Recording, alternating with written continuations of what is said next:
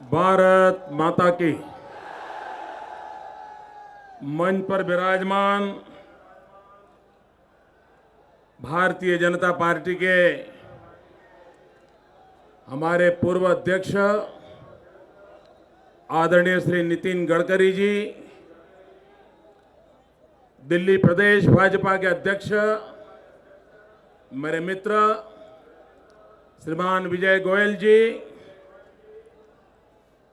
Bharatiya Janata party का इस चुनाव में नेतृत्व कर रहे डॉक्टर हर्षवर्धन जी, श्रीमान सिद्धू जी, मंच पर विराजमान भारतीय जनता पार्टी के सभी प्रत्याशी, पार्टी के सभी वरिष्ठ महानुभाव और विशाल संख्या में पधारे हुए प्यारे भाइयों और बहनों, मैं सबसे पहले आपकी क्षमा मांगता हूं। मैं उज्जैन से समय पर पहुंचना चाहता था यहां, लेकिन मुझे पहुंचने में विलंब हुआ और मुझे बताया गया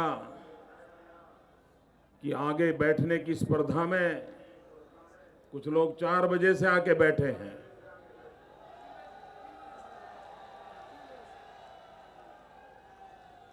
तो भाइयों बहनों, आपको जो कष्ट हुआ इसके लिए मैं फिर एक बार क्षमा चाहता हूं, लेकिन मैं आपको विश्वास दिलाता हूं, आपने ये जो कष्ट झेला है, आपने घंटों तक इंतजार किया है, तपस्या की है, भारतीय जनता पार्टी आपकी इस तपस्या को कभी बेकार नहीं जाने देगी।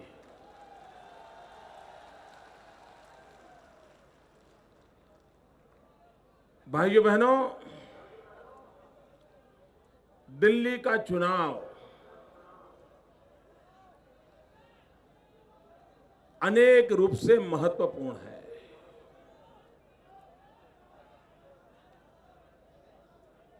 दुनिया में हर देश की प्रतिष्ठा उसकी राजधानी से जुड़ी हुई होती है। हर देश कितना ही गरीब क्यों न हो,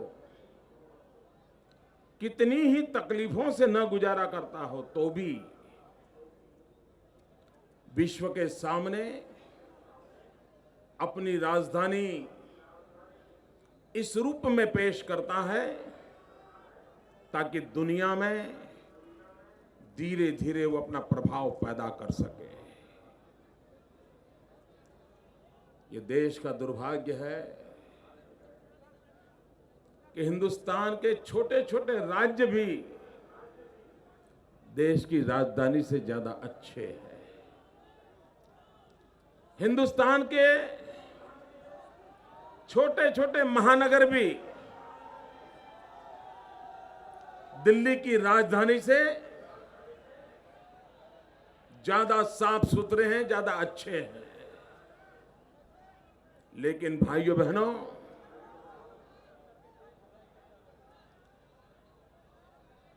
ये द्वारिका के इलाके में मैं आया हूं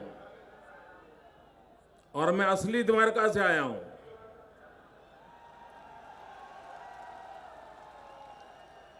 लेकिन असली द्वारका टैंकर वाली द्वारिका नहीं है। यह द्वारिका टैंकर वाली द्वारिका है। मित्रों, लोग सवाल करते हैं कभी कभी कि मोदी जी, आपके पास गुजरात मॉडल है, वो है क्या? ऐसा पूछते हैं। क्या वो कहीं लागू पड़ेगा क्या? ऐसा पूछते हैं।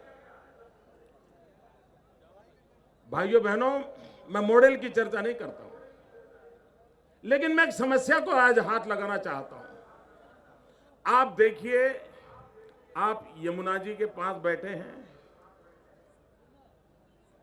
और फिर भी पानी के लिए तरस रहे हैं। गुजरात के अंदर 4000 गांव ऐसे थे 2001-2 में, जिन 4000 गांवों को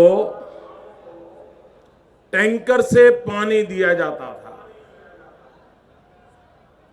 और टैंकर ये भ्रष्टाचार का बहुत बड़ा उद्योग है। आधा टैंकर भरो, 5 चक्कर काटे हो, 10 लिखवाओ, पानी कहीं से भी भरो, कहीं भी डालो। बहुत बड़ा खेल है वो, बहुत बड़ा खेल है। भाइयों बहनों, पाकिस्तान की, भारत की सीमा पर हमारे जो जवान देश की सेवा करते हैं, उनको पानी के लिए कभी 900 ऊंट लगाए गए थे रेगिस्तान में, 900 ऊंट। और ऊंट रेगिस्तान में पानी ले जाते थे। भाइयों बहनों, इस 8 साल के भीतर भीतर मध्य प्रदेश के किनारे पर नर्मदा का पानी उठा करके हिंदुस्तान पाकिस्तान की सीमा पर हमारा जो जवान तैनात था, उसे नर्मदा का पानी पहुंचाने का काम हमने किया।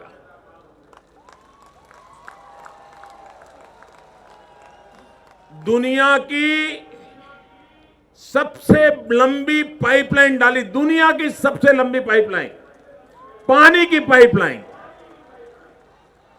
9000 गांवों में पानी का शुद्ध पानी पहुंचाया गया। और पाइपलाइन की साइज का आप अंदाज कर सकते हैं।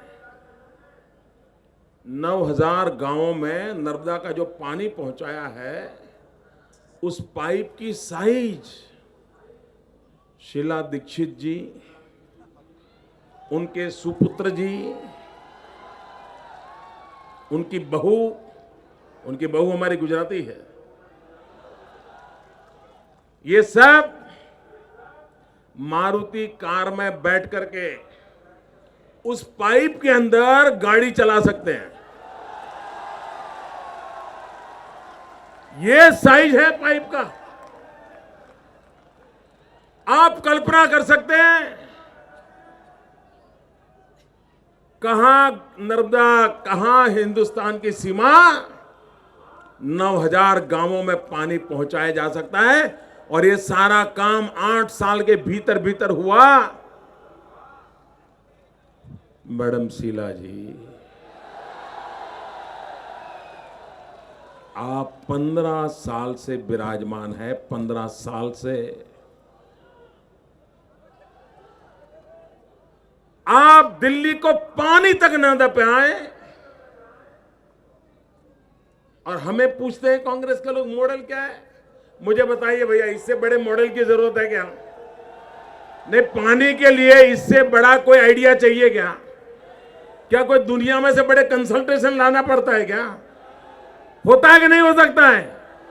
अच्छा, मुझे बताइए मित्रों, ये यमुना जी का शुद्धिकरण, ठीक है, जरा मैं थोड़े सैंपल देना चाहता हूं। क्योंकि ये ऐसा है भाई, मेरी मुसीबत ऐसी है कि मैं एलिट क्लास से नहीं आता, मैं सामान्य गरीब परिवार से आता हूं।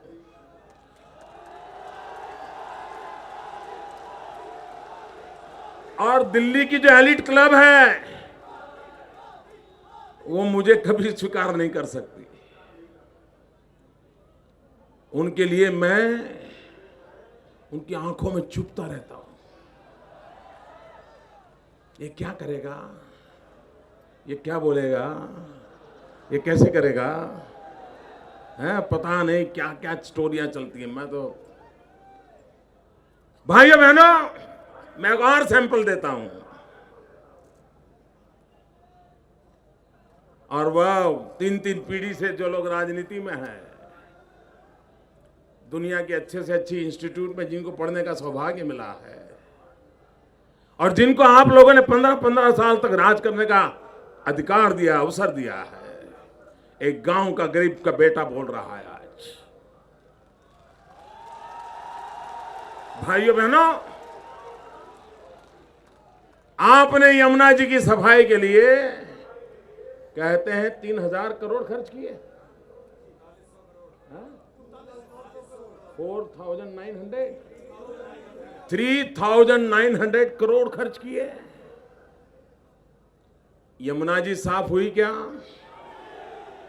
कोई सुधार हुआ क्या? आपका गौरव बढ़े, ऐसा कुछ हुआ क्या? मैं दिल्ली वासियों को निमंत्रण देता हूं, यहां की एलिट क्लब को निमंत्रण देता हूं, आइए एक गरीब गुजराती के गुजरात में आइए, मेरे यहां साबरमती नदी को देख लीजिए, उस पर बने रिवर फ्रंट को देख लीजिए, और वो भी सिर्फ 900 करोड़ रुपए में। आप कहिए मित्रों, इसको मॉडल मानो या ना मानो, लेकिन क्या दिशा सही है कि नहीं है? रास्ता सही है कि नहीं है? समस्या का समाधान हो सकता है कि नहीं हो सकता है? भाइयों बहनों, तीसरा सैंपल दे दो।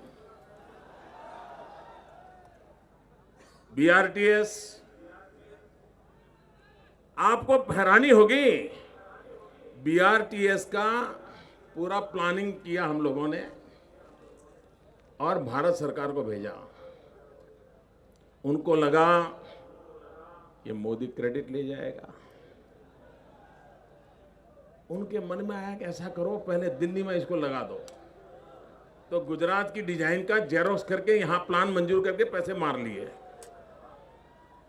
भाई बीआरटीएस सफल हुई यहां, हुई यहां। भाइयों बहनों, मेरे अहमदाबाद में आइए, सूरत में आइए, राजकोट में आइए, यूनाइटेड नेशंस उसको अवार्ड दे रहा है। हम अंग्रेजी पढ़े लिखे नहीं, हम सामान्य गांव के आदमी हैं, करके दिखाया है भाइयों। हम एलिट क्लब की दुनिया से नहीं आते हैं, हम सामान्य परिवार से आकर के काम करके दिखाया है। सब दुनिया के डेवलप कंट्रीज के लोग अहमदाबाद का बीआरटीएस का मॉडल देखने के लिए आते हैं। मैं भी आपको निमंत्रण देता हूं, 4 तारीख को चुनाव समाप्त होने के बाद जरूर एक बार नजर करिए, उसके पहले नहीं। कहने का तात्पर्य यह है मित्रों, अगर आपके इरादे नेक हो,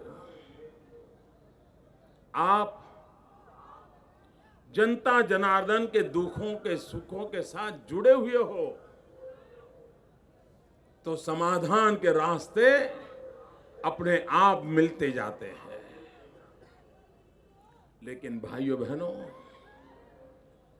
अच्छा दिल्ली एक सिटी स्टेट है, ये आपका दिल्ली का जो साइज है ना, मेरे यहां रेगिस्तान उससे 10 गुना बड़ा है,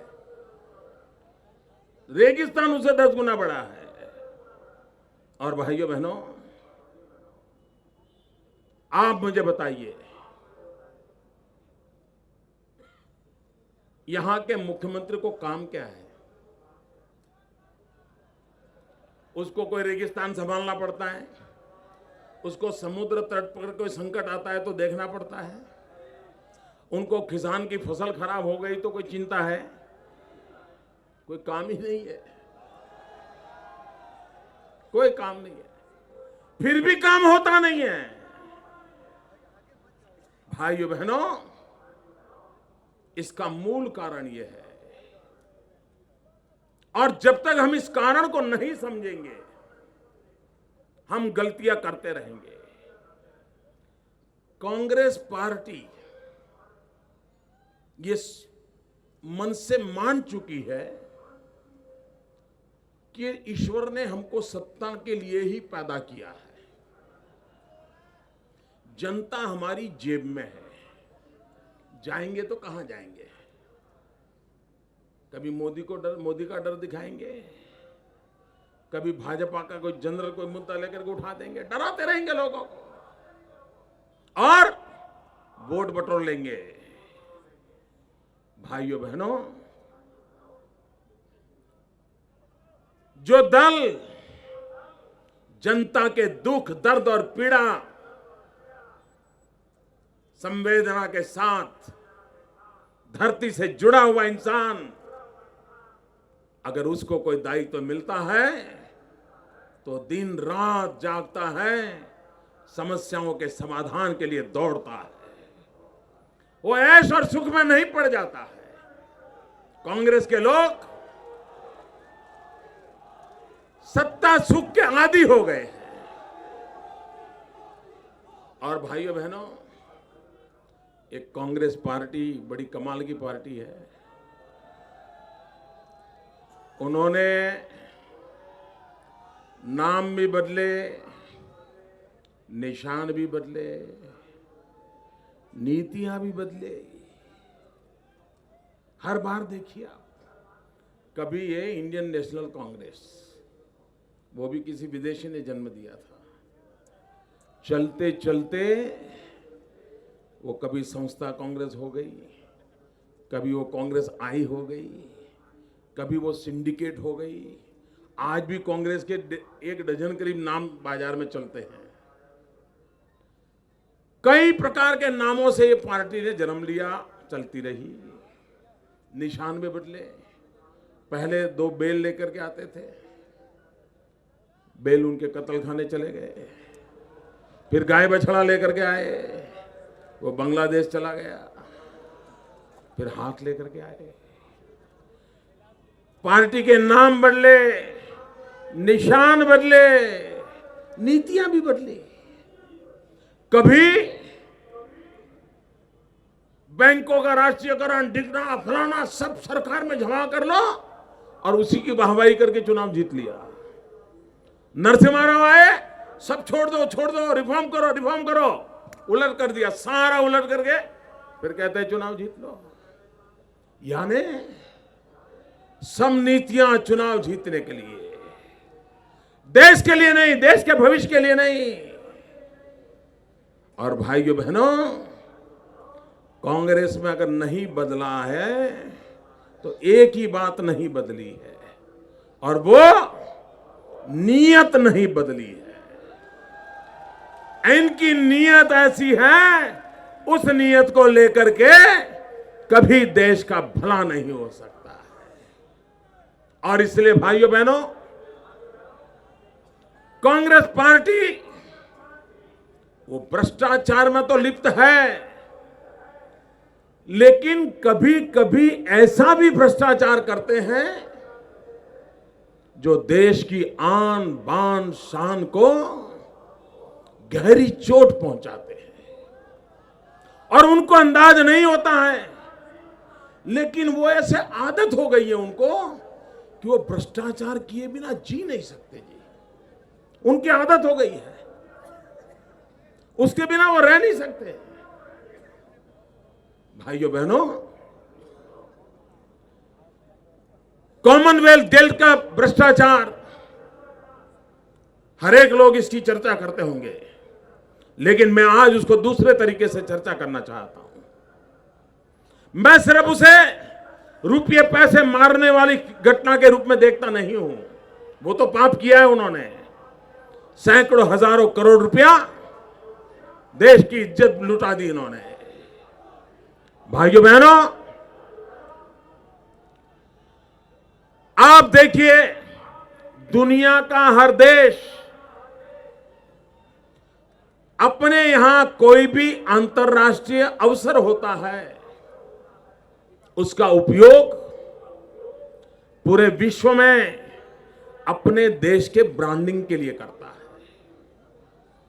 देश की इज्जत का बढ़ावा हो, विश्व में देश का लोहा माना जाए, इसके लिए काम करता है। लेकिन आप देखिए, कोरिया कोई समृद्ध देश नहीं था। कोरिया के पास 15-20 साल पहले ओलंपिक का खेल आया। उसने ओलंपिक खेल का ऐसा ब्रांडिंग किया, दुनिया को कोरिया का लोहा मानना पड़ा। अभी 2020 में जापान में ओलंपिक होने वाला है। मैं 3 साल पहले जापान गया था। जापान की हर चीज पे हर नागरिक को प्रोत्साहित किया जा रहा था कि 2020 टोक्यो, 2020 टोक्यो। बिस्किट है तो उस पर लिखा हुआ है, चाय का सेट है उस पर लिखा हुआ है, हर दुकान पे, हर रिसीट पे, हर कार्ड पे, हर टिकट पे। पूरे देश में 2020 के ओलंपिक को लेकर के देशभक्ति जगाई गई है, देशभक्ति जगाई गई है। पूरे देश को एक ऐसा माहौल बना दिया है। हमने क्या किया? हमने कॉमनवेल्थ गेम से न दिल्ली को खड़ा किया, न दिल्ली के दिल को जीतने की कोशिश की, न हिंदुस्तान को, न हिंदुस्तान का गौरव बढ़े ऐसा कुछ किया, न हिंदुस्तान का गौरव बढ़े ऐसा कुछ किया। और रुपये खाए वो अलग। पूरे दुनिया में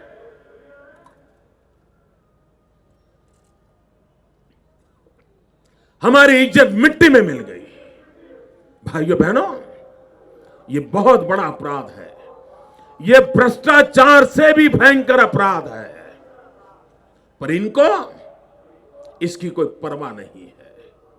आप मुझे बताइए भैया, आपके घर में, आप तो अनऑथराइज्ड कॉलोनी में रहते हैं सब लोग, आपने कभी घर में कोयला ताले में रखा है? जरा बताइए ना। घर के बाहर पड़ा रहता है ना, कोयला कभी ताले में रखा है? नहीं रखा है ना। आप कल्पना करिए, कोयले की कोई चोरी नहीं करता है, कभी नहीं करता है। करता है क्या कोई कोयले की चोरी करता है भैया? ये दिल्ली में ऐसी सरकार है, कोयला खा गई, कोयला।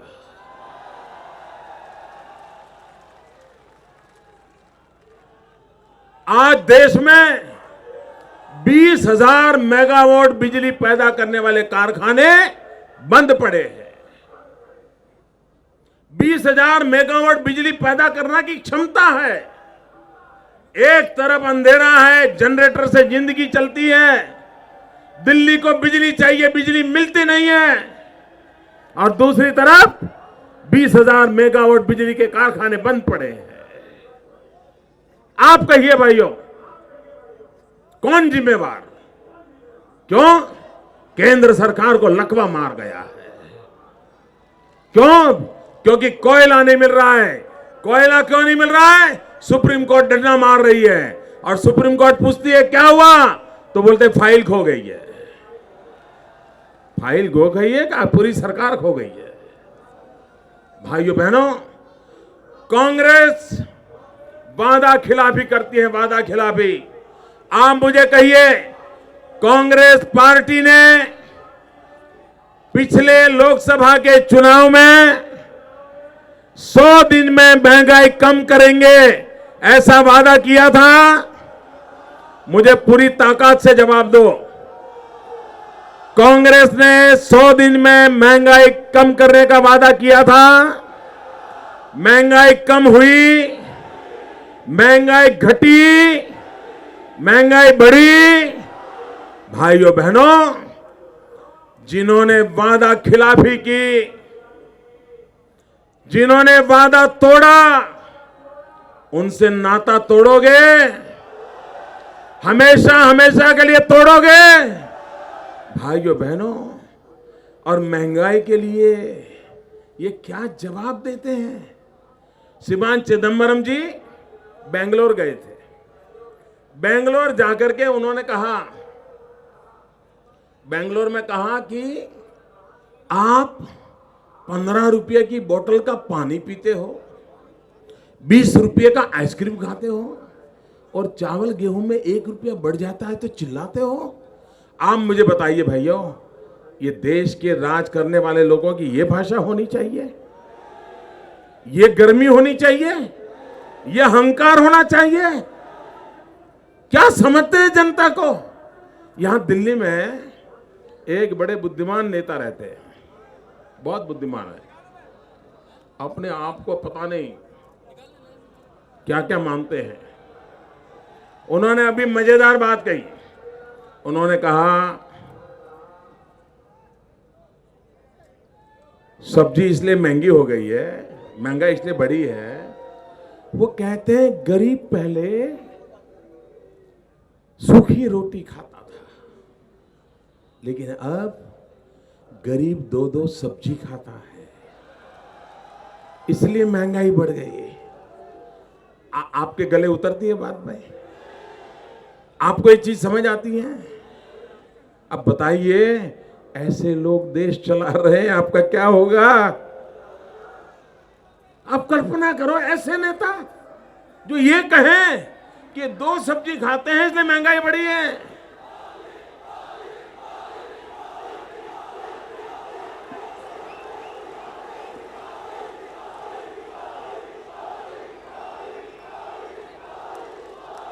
भाइयों बहनों, जब अटल बिहारी वाजपेयी जी थे तब इन्फ्लेशन 3.9% था, 4% से भी कम था। और आज अर्थशास्त्री प्रधानमंत्री है, इन्फ्लेशन 11+ है, 11+। आप मुझे बताइए, अगर इसी प्रकार से महंगाई बढ़ती गई तो गरीब क्या खाएगा? और भाइयों बहनों, ये कांग्रेस के नेता भाषण करते हैं, आज प्रधानमंत्री यहां आए थे, लेकिन प्रधानमंत्री महंगाई का म बोलने के लिए तैयार नहीं है, महंगाई का म बोलने के लिए तैयार नहीं है। मैं यहां आया, देर से आया, तो सॉरी बोला कि नहीं बोला? आपकी क्षमा मांगी कि नहीं मांगी? एक बार नहीं, 2 बार मांगी कि नहीं मांगी? इनका अहंकार इतना है, महंगाई के लिए एक शब्द बोलने को तैयार नहीं है। मरो तो मरो, आपका नसीब। अरे गरीब के घर में चूल्हा नहीं जलता है, बच्चा रात रात रोता है, मां आंसू पी के सोती है, और देश के नेताओं को गरीब की परवाह तक नहीं है। मित्र, यह गरीबी का हाल कर दिया है। भाइयों बहनों, भारत के प्रधानमंत्री ने मुझे एक काम दिया था, बड़ी इंटरेस्टिंग बात है दोस्तों। प्रधानमंत्री जी ने, ये जब महंगाई का तूफान बहुत बढ़ गया और प्रधानमंत्री परेशान थे, चारों तरफ से दबाव था, तो एक सभी मुख्यमंत्रियों की एक विशेष बैठक बुलाई थी, तत्कालीन बैठक बुलाई थी, और उसमें मुझे एक काम दिया, और 4 मुख्यमंत्रियों की हमारी एक कमेटी बनाई, मुझे उसका चेयरमैन बना दिया, और मुझे कहा कि मोदी जी, इस महंगाई और स्थिति को बदलने के लिए क्या करना चाहिए, आप सुझाव दीजिए। भाइयों बहनों, हमने 20 भिन्न भिन्न प्रकार के सुझाव दिए, 62 एक्शनेबल पॉइंट दिए, जिसको आप कर सके, ये करना चाहिए, ये करना इस प्रकार से। और प्रधानमंत्री जी को मैंने रिपोर्ट दी, उन्होंने देखी गौर से, और कुछ दिन बाद फिर मेरा मिलना हुआ तो उन्होंने कहा, मोदी जी आपकी रिपोर्ट बहुत अच्छी बनी है। इस बात को आज 2.5 साल हो गए, एक कदम नहीं उठाया गया, एक कदम नहीं उठाया गया। आप मुझे बताइए, क्या विजन नहीं है? क्या समस्याओं का समाधान के रास्ते नहीं है? मैंने उस समय उनको सुझाव दिए थे। मैंने उनको कहा था, जो एसेंशियल कमोडिटी एक्ट है, उस एसेंशियल कमोडिटी एक्ट को सुधार करना चाहिए, उसकी स्पेशल कोर्ट बनानी चाहिए, नॉन बेलेबल वारंट रहना चाहिए, और इतना ही नहीं, उसको स्पीडी चला करके इस प्रकार की नफाखोरी करने वालों को सजा करनी चाहिए, गरीबों को रक्षित करना चाहिए। आज तक उन्होंने वो कानून की दिशा में कुछ काम नहीं किया। इतना ही नहीं भाइयों बहनों, जब अटल बिहारी वाजपेयी की सरकार थी, तब प्याज एसेंशियल कमोडिटी में था। प्रधानमंत्री ने आज प्याज को एसेंशियल कमोडिटी में रखा था, लेकिन जैसी ही यूपीए सरकार आई, उसने प्याज को एसेंशियल कमोडिटी से बाहर निकाल दिया, और उसका नतीजा यह हुआ कि आज प्याज के दाम कंट्रोल में नहीं है, और आप बिना प्याज खाए आंसू से निकल रहे हैं। यह स्थिति इन्होंने पैदा की है। इतना ही नहीं भाइयों बहनों, मैंने उनको एक महत्वपूर्ण सुझाव दिया। जैसे एनर्जी सेक्टर को ठीक करने के लिए अनबंडलिंग किया गया, मैंने उनको कहा food corporation of India FCI, इसका अनबंडलिंग करना चाहिए और अनबंडलिंग कर करके प्रोक्योरमेंट करने वाले अलग होने चाहिए, स्टोरेज करने वाले अलग होने चाहिए और डिस्ट्रीब्यूशन करने वाले अलग होने चाहिए। प्रोक्योरमेंट, स्टोरेज एंड डिस्ट्रीब्यूशन, तीनों एजेंसी अगर अलग हो जाएगी तो आप हमारे देश में कितना उत्पादन हो रहा है, कहां कितना माल जमा पड़ा है, कहां माल की आवश्यकता है, आप उसको सही प्रकार से कंट्रोल कर सकते हैं, वितरित कर सकते हो।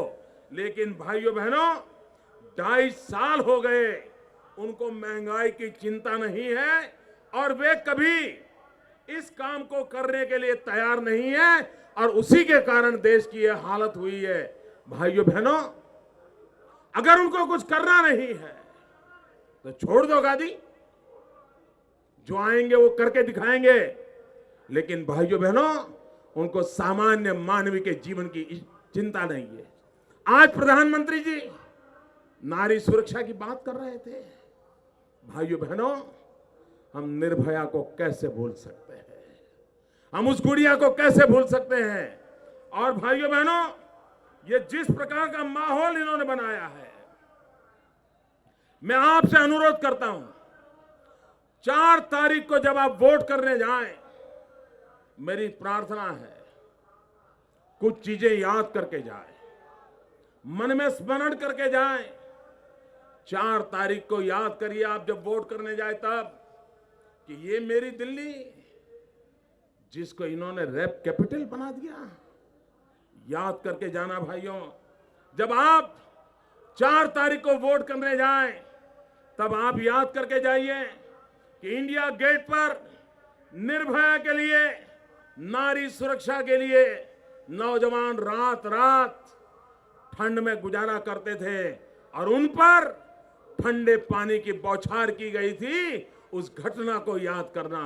भाइयों बहनों, जब 4 तारीख को आप वोट करने जाए तब आप उस बात को याद करना कि रामलीला मैदान में आधी रात को दिल्ली की पुलिस को जुल्म करने के लिए भेजा जाता है और रात रात लोगों को मारा जाता है, पीटा जाता है और उसी में एक महिला का मौत हो जाता है। इस घटना को याद करना। भाइयों बहनों, जब 4 तारीख को आप वोट करने जाएं तब इस बात को याद करना, यही कांग्रेस के नेता हैं जो मीडिया के सामने आकर के कहते हैं मेरे मुंबई में 12 रुपए में खाना मिल जाता है, कोई कहता है मेरे मुंबई में 5 रुपए में खाना मिल जाता है।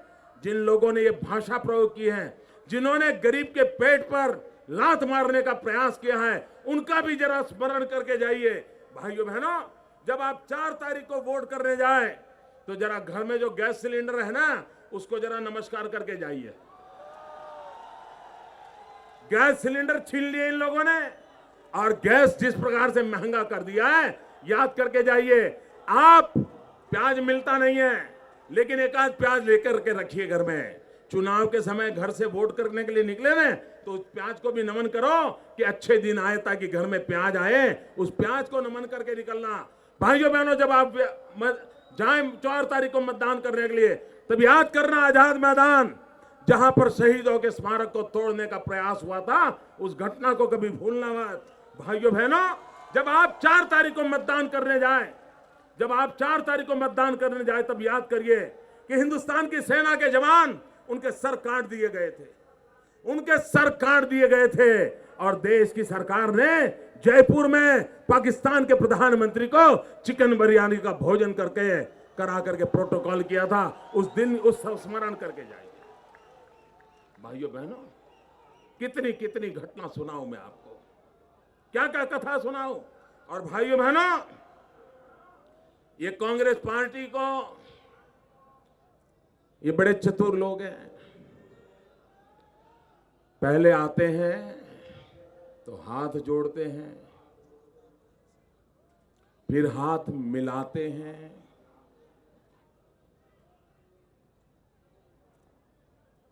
पहले आते हैं, हाथ जोड़ते हैं, फिर हाथ मिलाते हैं, फिर हाथ दिखाते हैं,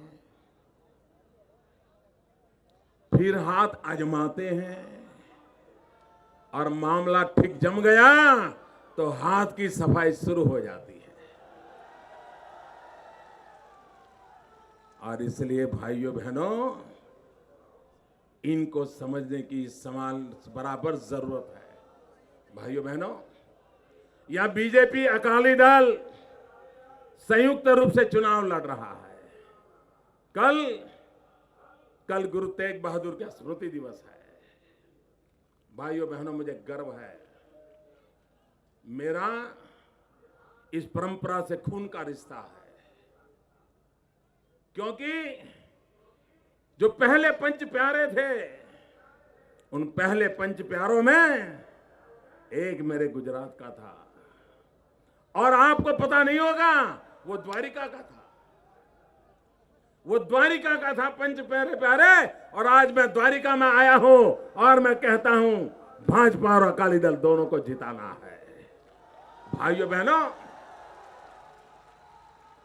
बहनों, कांग्रेस के शहजादे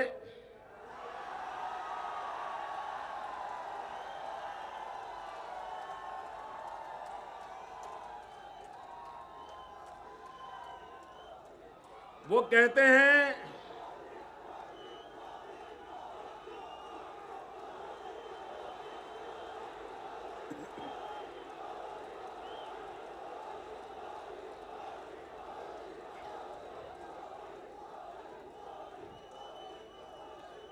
कहते हैं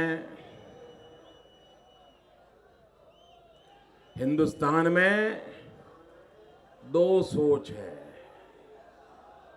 दो प्रकार के सोच काम कर रही है। शहजादे जी,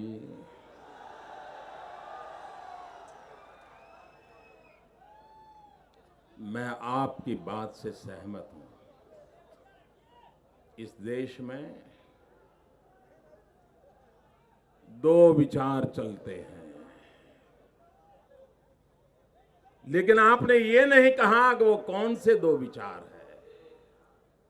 मैं आज दिल्ली में आकर के आपको बताना चाहता हूं वो दो विचार क्या है। आपका विचार है भारत ये मधुमक्खी का छत्ता है, ये आपका विचार है। हमारा विचार है भारत हमारी माता है।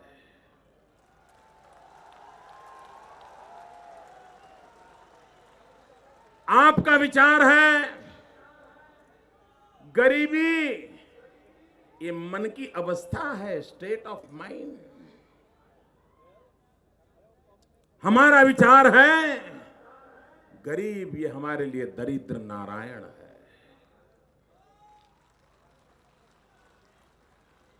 आपका विचार है कि गरीबी की बात न करे, गरीबी की न करे, राजनीति न करे तो मजा नहीं आता है। ये मेरे शब्द नहीं है, आपके हैं। शहजादे जी, आप कहते हैं गरीबी की बात न करे, गरीबी की राजनीति न करे तो मजा नहीं आता है। हमारी सोच है कि हम गरीब का दुख दर्द और पीड़ा हमें बेचैन कर देती है। आपको गरीबी मजा के लिए काम आती है, हमारे लिए गरीबी पीड़ा करती है, दुख देती है, दर्द होता है, हमारी संवेदनाएं जाग जाती। दो विचार यही है। शहजादे जी, आपकी सोच है पैसे पेड़ पर नहीं उगते हैं, हमारी सोच है पैसे खेत और खलिहान में उगते हैं, और हिंदुस्तान के मजदूर के पसीने से वो पैसों का लालन पालन होता है। पैसा हिंदुस्तान का किसान पैदा करता है, खेत में पैदा करता है। ये दो सोच में फर्क है। आपकी सोच है समाज को तोड़ो, राज करो। हमारी सोच है समाज को जोड़ो और विकास करो। ये दो सोच है। इन सोचों का, दो सोच का ही तो मुकाबला है। आपकी सोच है वंशवाद, हमारी सोच है राष्ट्रवाद। हम राष्ट्रवाद की प्रेरणा लेकर के काम करते हैं। आपकी सोच है राजनीति सब कुछ है, हमारी सोच है राष्ट्र नीति सब कुछ है। राजनीति और राष्ट्रनीति में आसमान जमीन का फर्क होता है। आपकी सोच है सत्ता कैसे बचाएं, हमारी सोच है देश कैसे बचाएं। ये फर्क है हमारे में और आप में। भाइयों बहनों, साहजादे जी, आपकी सोच आपको मुबारक। और यही सोच है जिसके कारण हिंदुस्तान ने सोच लिया है कांग्रेस मुक्त भारत का सपना। भाइयों बहनों, मैं कल एक समाचार देख रहा था। हमारे डॉक्टर हर्षवर्धन जी झुग्गी झोपड़ी में जा रहे थे। मैंने आज पूछा, मैंने कहा डॉक्टर साहब कहां कल गए थे? उन्होंने कहा मोदी जी, राहुल गांधी के घर की दीवार के बगल में ऐसी झुग्गी झोपड़ी है, 800 लोग रहते हैं, सिर्फ 2 टॉयलेट है, सिर्फ 2 टॉयलेट है। फिर उन्होंने कहा प्रधानमंत्री के घर के सामने 3000 लोग झुग्गी झोपड़ी में रहते हैं और 8 शौचालय हैं। साहजादे जी, आप तो कैमरा की पूरी टोली लेकर के कभी कलावती, कभी फलानावती, कभी ढिकनावती के यहां चले जाते हो। गरीबी देखने के लिए उत्तर प्रदेश, बिहार, मध्य प्रदेश में चक्कर काटते हो। आपके नाक के नीचे जो झुग्गी झोपड़ी गरीबी है, अरे कम से कम वहां टॉयलेट तो बनवा लेते।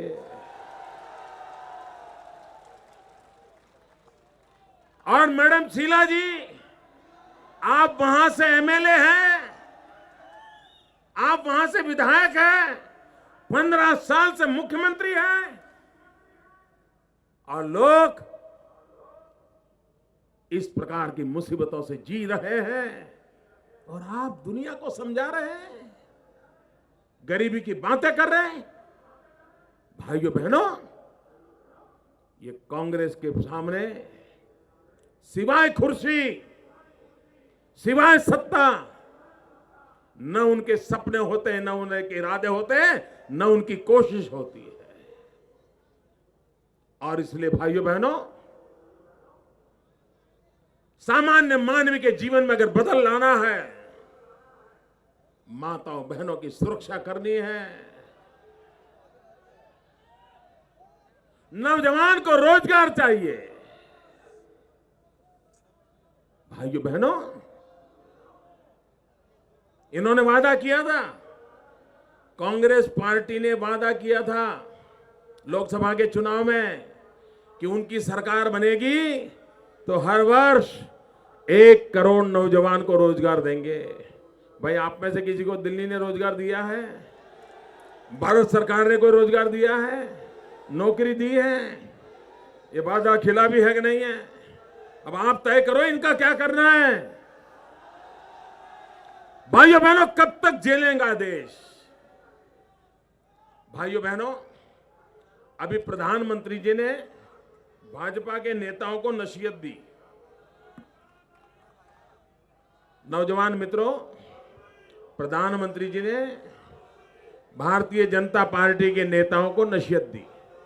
उन्होंने कहा कि बड़े बड़े नेताओं का नाम लेना तो ठीक है, लेकिन उनके बताए हुए रास्ते पर चलना, उन्होंने कहे हुए काम करना महत्वपूर्ण होता है। ऐसा प्रधानमंत्री जी ने पब्लिक मीटिंग में कहा।